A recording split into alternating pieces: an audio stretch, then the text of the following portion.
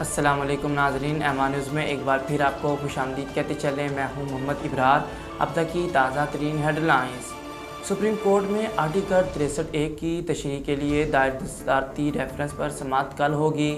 Chief justice Pakistan justice Umar Ata Bandial की सरबराही में 5 रुकनी लार्जर बेंच सदारती रेफरेंस पर समाअत करेगा। 5 रुकनी लार्जर बेंच में चीफ जस्टिस और पाकिस्तान के अलावा जस्टिस इजाजुल हसन, मजहर आलिम मियां खैल, जस्टिस मुनीब अख्तर और जस्टिस जमाल खान मंदोखैल भी शामिल होंगे।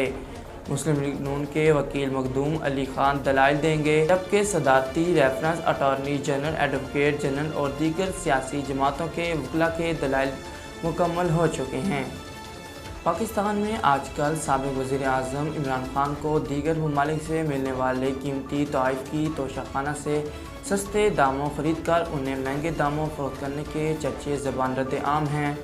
पाकिस्तान में अपोजिशन रहनुमाओं की जानिब से इमरान खान पर इल्ज़ाम आयद किया जा रहा है कि उन्होंने बतौर वज़ीर आज़म दीगर ममालिक से मिलने वाली कीमती गाड़ियाँ और दीगर नवाद रात दुबई में महंगे दामों फ़रोख्त करके करोड़ों रुपए कमाए।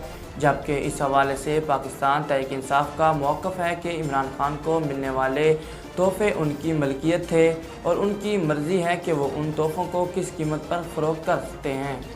पाकिस्तान के साबिक वज़ीर इत्तलाआत और तहरीक इंसाफ PTI के रहनुमा फवाद चौधरी ने कहा कि पीपल्स पार्टी पानी चोरी में मुलव्वस है।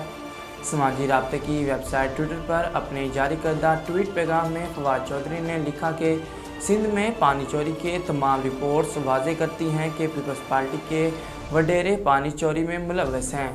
साबिक डिप्टी स्पीकर कौमी असम्बली कासिम सूरी ने कहा कि हुकूमत को समझ नहीं आ रही कि अवाम में शऊर कैसे बेदार हो गया।